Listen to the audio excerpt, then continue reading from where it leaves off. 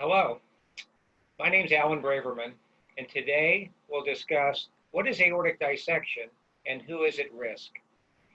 This is part of the Aortic Diseases Awareness Week lectureship.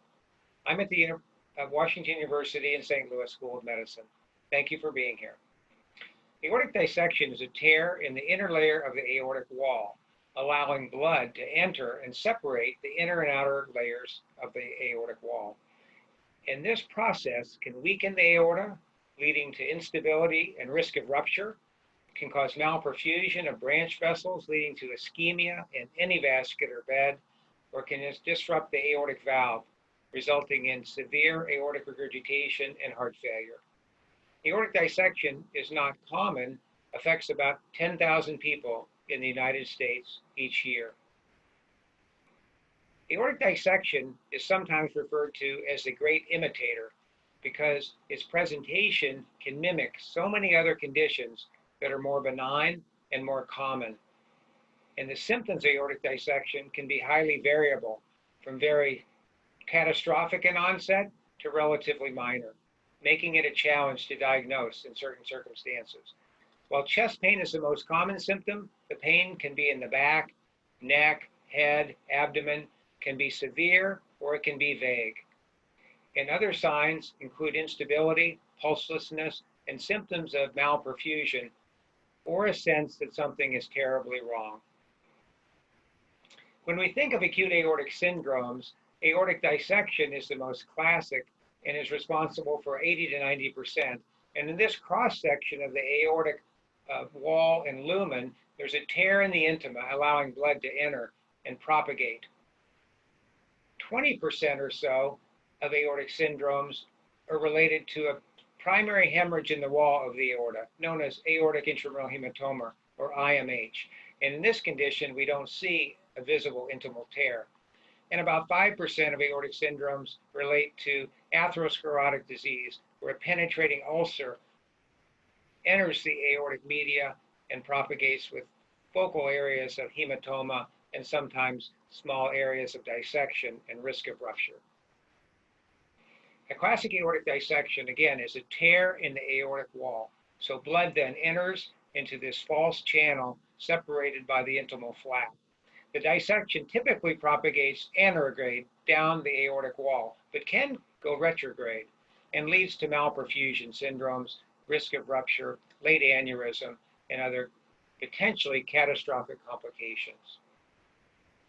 This is a surgeon's view of aortic dissection, courtesy of Joe Bavaria from Pennsylvania, where the heart is here, and this is a massively dilated aorta that's thin-walled. You can see the blood circulating right through the aorta and the intimal flap going back and forth from the aortic root into the ascending aorta.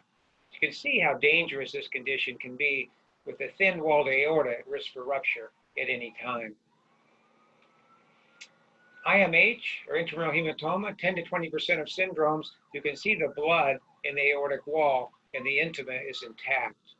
So a spontaneous hemorrhage of the base of the vasorum, or some people feel microscopic tears in the aorta, that presents similarly to a classic aortic dissection. That's called IMH. And a penetrating ulcer is where the aorta has atherosclerosis and calcification, and an ulceration occurs, leading to focal hematoma and risk of rupture. When we think about aortic dissections, we want to know what's the onset or origin, where's the location of the dissection, and it's classified as type A when the ascending aorta is involved, and type B when the ascending aorta is not involved.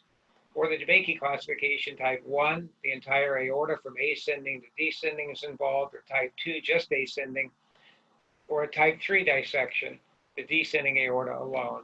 Again, it's important to know ascending aortic involvement, or type A, are treated with emergency surgery, whereas type B dissections are initially managed medically. Incidence is about 2 to 6 per 100,000 patients, and 2/3 are male with a mean age of about 60 to 65 years old, with type A dissections being more common and affecting 50 to 60-year-olds more commonly, whereas type B dissections occur a little later in life and are more often related to hypertension and atherosclerosis. The pathophysiology of a dissection is an intimal tear where blood then enters into the aortic wall, leading to a cleavage plane which separates this aortic wall into inner and outer channels or true and false lumen.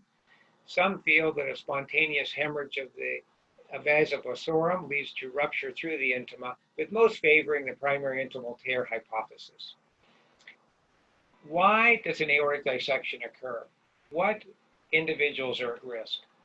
First, disorders that lead to abnormalities of the aortic wall.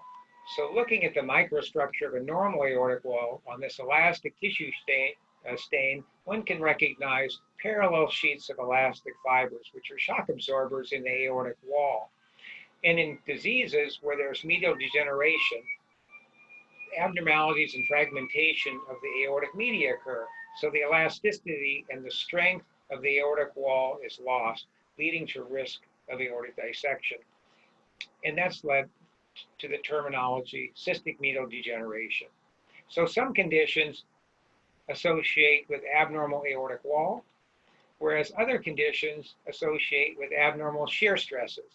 And easy to recognize is severe hypertension, or conditions with acute severe hypertension like cocaine, amphetamine use, or rare tumors like pheochromocytoma. About 70 to 75% of individuals with aortic dissection have underlying hypertension.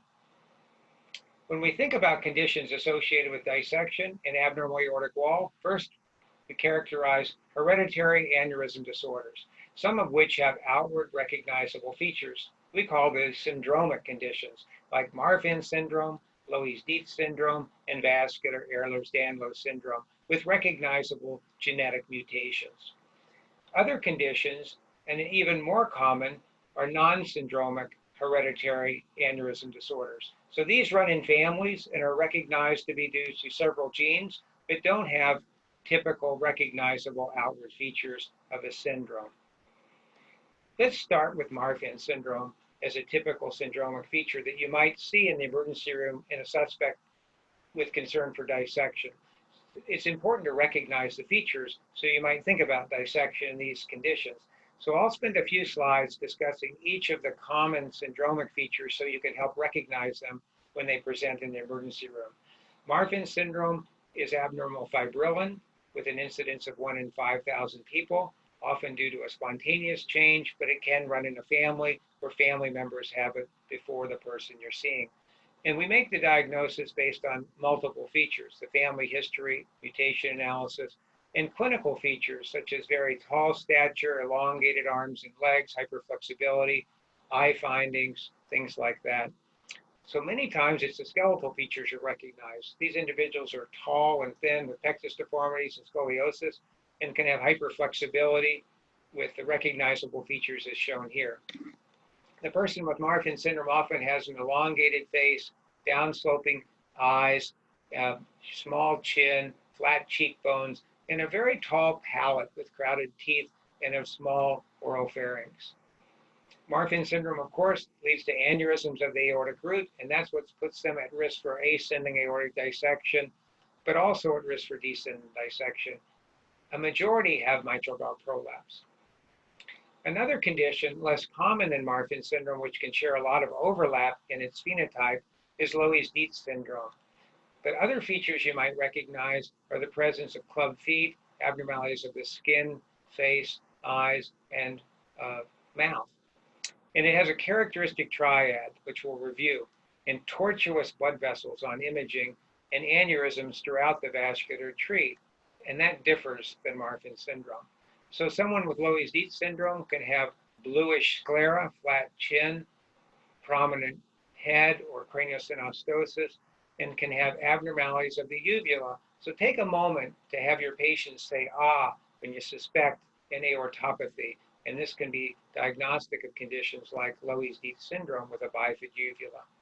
The skin is soft and velvety with easily visible veins, and facial milia are more common in Loeys-Dietz syndrome. So look for abnormalities of the skin, the face, the skeleton, and think about this condition. Look for bifid uvula.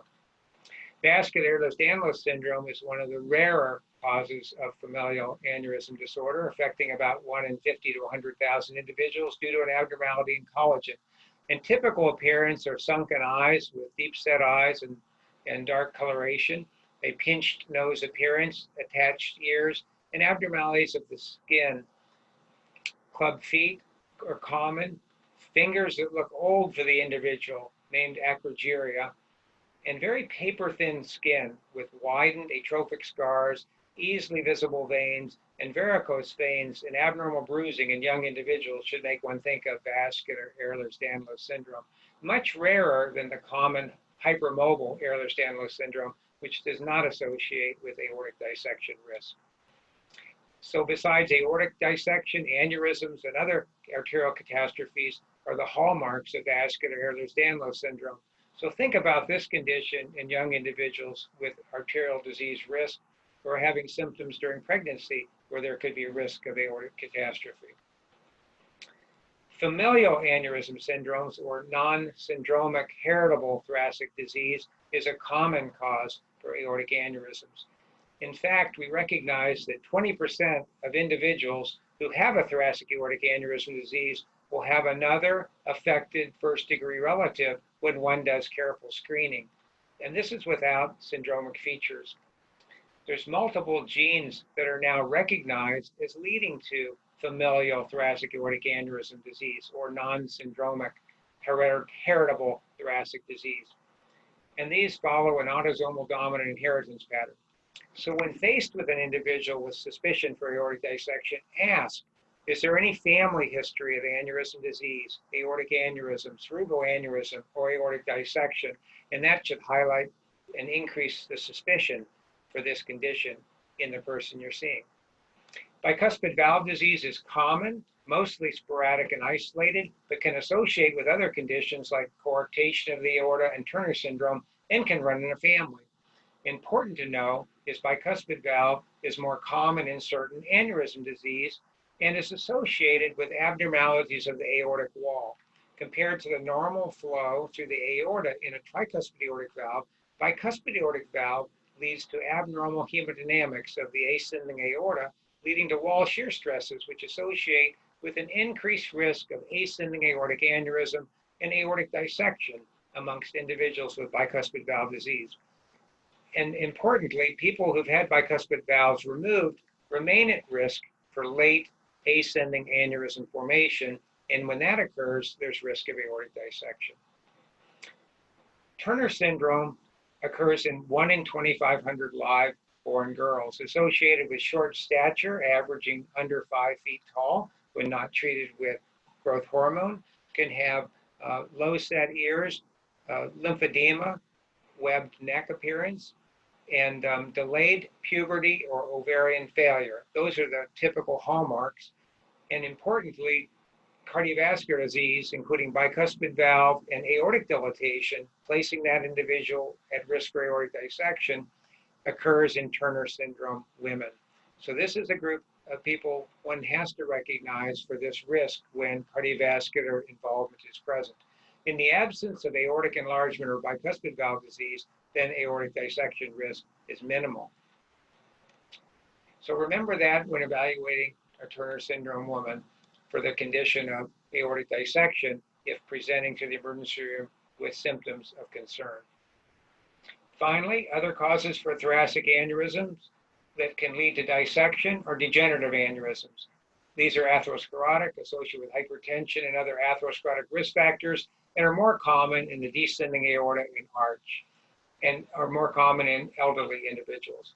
Finally, amongst elderly individuals, giant cell arteritis can lead to aneurysm and risk for aortic dissection, as can other forms of arteritic syndromes. So in summary, aortic dissection is most commonly associated with hypertension. Think about the 20% of individuals with thoracic disease who have a family history. Some are genetically triggered with recognizable features called syndromic, like Marfan, Loeys, Dietz, and Veds. Others are non-syndromic. Bicuspid valve and other congenital syndromes associated with dissection risk.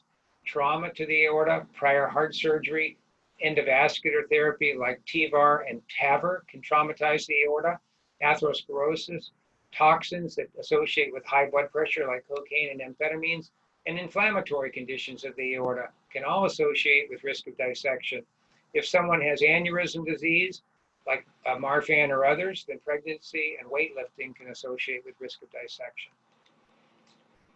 In summary, aortic dissection is the most common cause in the aortic syndrome family, leading to disruption of the aorta, which can have life-threatening consequences. Risk factors for dissection we reviewed today include hypertension and conditions which affect the integrity of the aortic wall. Remember, aortic dissection often has an underlying genetic trigger, so screen first-degree relatives of the individual with dissection and ask about a family history when you're seeing the individual who could possibly have thoracic disease or aortic dissection. Those that have recognizable syndromes are at risk, as are those with prior aortic surgery and aneurysms. And when one recognizes these conditions that are associated with dissection, you can save a life when evaluating someone in the emergency room with an acute chest or back pain syndrome. Aortic dissection is a highly lethal condition requiring urgent treatment, and importantly, may mimic many other conditions much more common in the emergency room. It's estimated about 10,000 acute cases of aortic dissection occur in the US each year.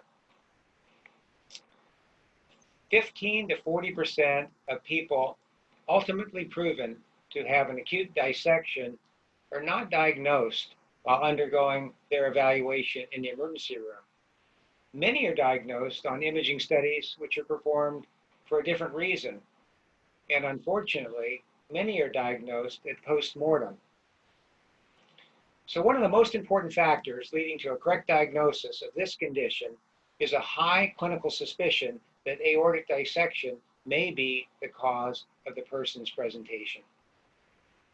So how do we think about that? How do you approach people in the emergency room when so many are there?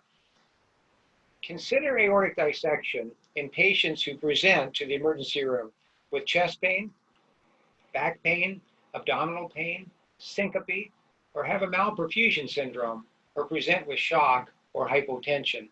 And if you think about, does the individual that I see have a high-risk condition? Do they have a high-risk pain feature that should make one suspicious of aortic dissection? Or could they have a high-risk feature on examination, heightening the suspicion for aortic dissection? High-risk conditions include those at risk for aortic aneurysm dissection, like Marfan syndrome, Loeys-Dietz syndrome, or vascular Ehlers-Danlos syndrome, or a familial aortic syndrome, so they have a family history. Do they have bicuspid valve disease, or a known thoracic aneurysm that's being followed? Or have they had aortic manipulation? All conditions at risk for aortic dissection. Does the individual have a high-risk pain feature? That would be chest pain, back pain, or abdominal pain that's abrupt in onset and severe in its intensity, often described, or more commonly described, as sharp or stabbing, less commonly ripping and tearing, but adjectives of importance in making you consider this as a diagnosis. And does the individual have a high-risk examination feature, such as evidence for a perfusion deficit? So that would be an abnormal pulse in one extremity, or a difference in blood pressure between the arms, or the arm and the leg, or a focal neurological deficit, like chest pain and stroke, or chest pain and aortic regurgitation murmur, or hypotension and shock. So think about these conditions when you have a patient with unexplained chest, back, or abdominal pain, or these other features. And it'll enhance the yield of diagnosis of aortic dissection. So take a very careful history. Aortic dissection typically begins with the abrupt onset of severe pain, and that's different than the crescendo or increasing discomfort of coronary ischemia. Remember, when the arch vessels are involved in dissection, often severe neck or head pain can predominate and can mimic other headache syndromes. The pain is severe in about 90% of individuals, and adjectives such as sharp and severe are the most commonly used. When ripping and tearing are used, they heighten our suspicion, but these are less commonly used. It's maximum intensity at its onset, or in other words, abrupt in onset, and people typically remember exactly what happened and when.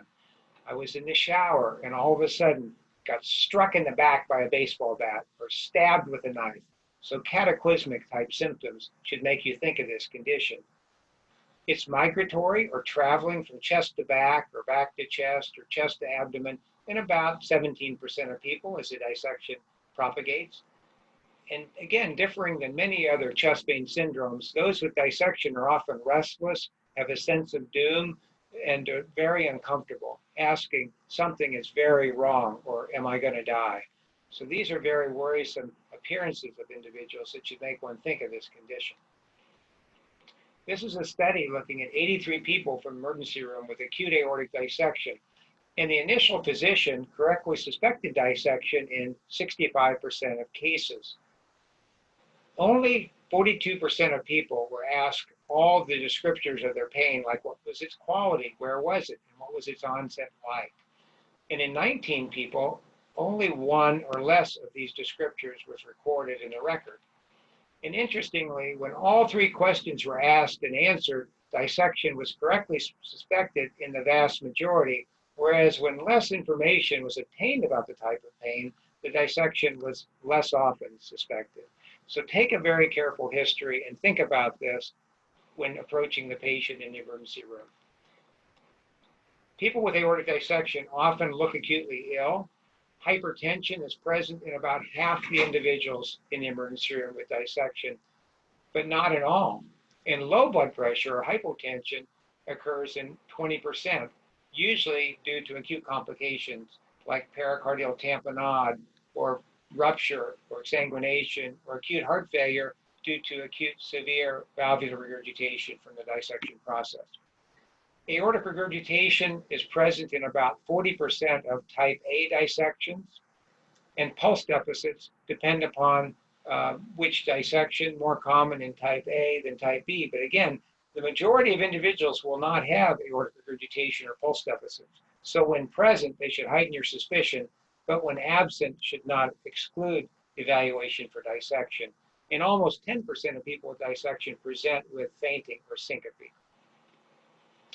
Again, classifying dissection because type A dissection, in which the ascending aorta is involved, requires emergency surgery.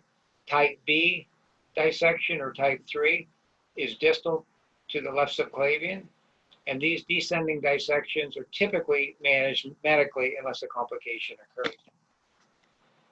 This slide highlights the importance of early recognition and treatment of aortic dissection and is based on the IRAD classification system for characterizing survival. If you look at the very early hours after a dissection, and this is called the hyperacute phase, from zero or from onset to the first day, you can see with medical therapy of a type A dissection, almost 20% of individuals have not survived. And that leads to this almost 1% per hour risk of death in the first day of a type A dissection.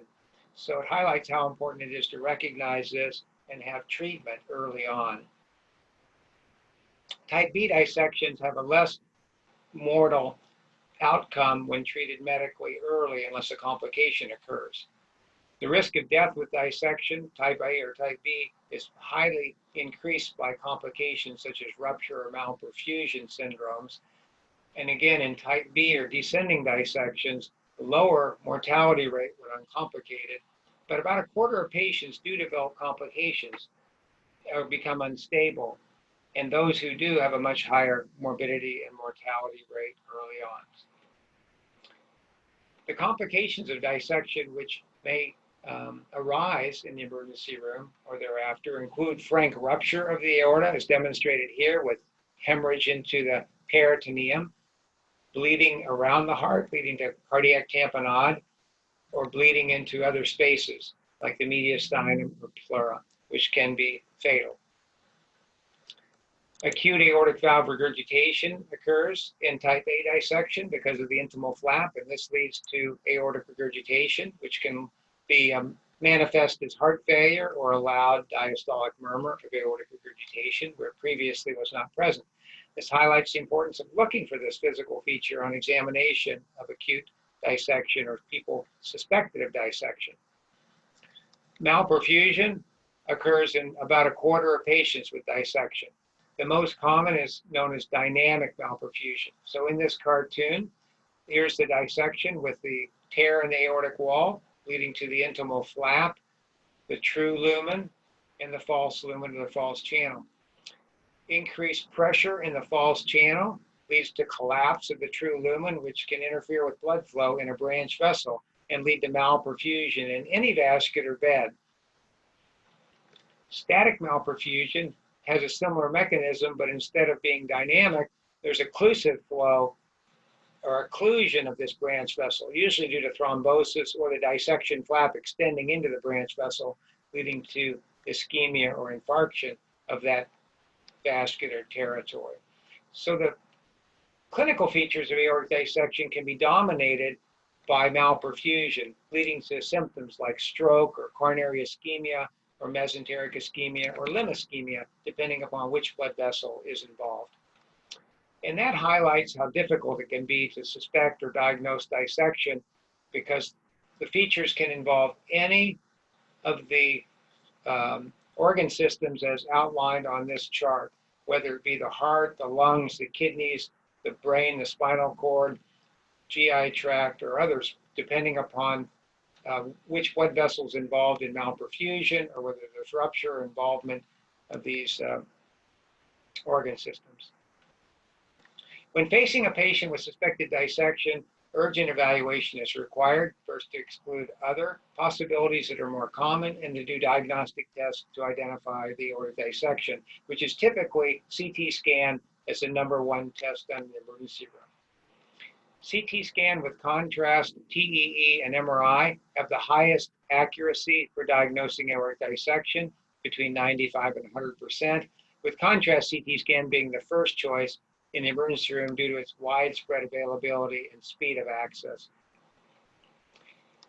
The chest X-ray can have features like this one with a wide mediastinum or a prominent aortic knob, which can make you suspicious for dissection, but 20% of individuals with an aortic dissection do not demonstrate those features and have a normal chest X-ray or minor nonspecific findings.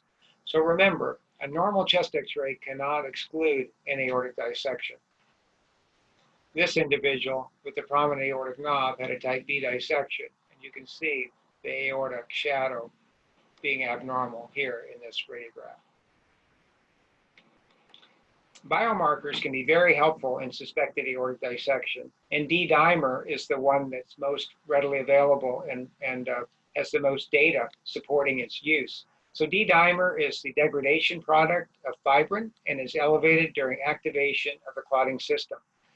Acute aortic dissection leads to marked activation of the clotting cascade, and some of the highest levels of D-dimer that one recognizes are present in acute aortic dissection, especially early on and in the first several hours after dissection. Importantly, D-dimer has been reported normal in aortic intramural hematoma, in which there's no intimal flap or penetrating ulcer. So if you have a high suspicion of an acute aortic syndrome, the D-dimer should not be used to rule out this condition. Thinking about the aortic dissection risk score, we talked earlier about recognizing the condition. Does a person have a high-risk condition like Marfan or others? Do they have a high-risk pain feature like severe chest pain, back pain, or abdominal pain abrupt in onset? Or do they have a high-risk exam feature like pulse deficits or aortic regurgitation or shock? There are three possibilities here. And aortic dissection is more likely the more of these possibilities that are present. The D-dimer can be complementary to the clinical examination. In the person in the emergency room who has acute chest or abdominal symptoms and one has suspicion of aortic dissection that's high, direct imaging is recommended as the next step to evaluate for dissection. But in individuals at much lower risk with a dissection risk score of 1 or less, a D-dimer can be helpful. If the D-dimer is elevated, imaging is recommended. If the D-dimer is normal and the risk of aortic dissection is very low, studies using this algorithm have demonstrated that in low suspicion cases, a normal D-dimer level only missed 0.3% or 1 in 300 cases of aortic dissection. So remember this in the emergency room, and when you're thinking about dissection in low-risk individuals where it's still in your differential and you haven't gone on to do imaging. If the D-dimer is elevated, that might heighten your suspicion and allow you to go forward with this testing. And a normal D-dimer in a low-risk individual is typically not an aortic dissection. CT scan, again, most commonly used in aortic dissection in the emergency room, highly sensitive and specific, but you must use contrast. Here's an example showing the intimal flap with the small true lumen and the larger false channel. The true lumen typically has more intense contrast opacification and is usually smaller and compressed as compared to the expanded false channel of aortic dissection. This is a type B dissection without contrast, and one cannot recognize the dissection or the intimal flap. With contrast, you can see the same slice of the same individual showing the dissection flap. So very important to give IV contrast to make the diagnosis of aortic dissection. Transthoracic echocardiogram can be done in the emergency room and see features that, like this intimal flap, that can be diagnostic of aortic dissection. But it's not as sensitive as other modalities, about 75% sensitive for type A, lower in type B. So you can't exclude dissection with transthoracic echocardiogram, but you can diagnose it. But sometimes features like a dilated aorta, aortic regurgitation, or pericardial effusion may make you think this person could have dissection and heighten your awareness, allowing rapid or expedited imaging such as CT scan for the emergency room. Transesophageal echocardiogram, again, highly sensitive and specific for dissection, over 95%. MRI, very sensitive and specific, but it takes longer, less monitoring of the individual, not as readily available. It's typically done for follow-up as opposed to acute studies. Finally, aortic intramural hematoma in the emergency room has a crescentic shadow or density around the aorta of the blood in the wall of the aorta. And our non-contrast study shows this crescentic wall thickening with enhancement. And penetrating ulcers is the other form of acute aortic syndrome that can be recognized by imaging, often presenting with the same symptoms of acute aortic dissection. Once the dissection is identified in the emergency room, prompt blood pressure control is critical. The goal is to lower blood pressure to the lowest level that's associated with adequate tissue perfusion, typically less than 120 millimeters of mercury. Beta blocker-based treatment is paramount because it lessens the rate and risk of propagation of dissection and risk of rupture. So typically IV beta blockers such as esmolol or labetalol are given, and they allow rapid titration. And many individuals require multiple antihypertensive agents. Emergency cardiothoracic surgery is necessary for type A dissection and emergency vascular surgery for type B dissection, especially when complicated. All individuals not undergoing urgent surgery are admitted to an ICU, and it's recommended they be in a tertiary care center with cardiothoracic surgery, vascular surgery, and cardiology consultation immediately available to deal with complications which can occur, with close observation of vital signs in laboratories and neurological status. Type A dissections, again, emergency surgery is associated with a much improved survival than is medical management.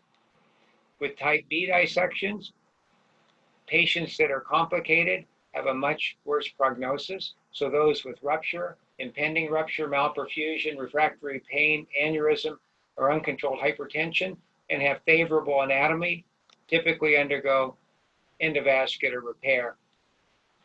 Uncomplicated dissections who have high-risk features for progression, such as large entry tears or aneurysms, large false lumen diameters or saccular aneurysms, often undergo early TEVAR, but in the absence of high-risk features, medical management with optimal blood pressure control is recommended. Endovascular therapy has lessened the morbidity and mortality of complications of type B dissections.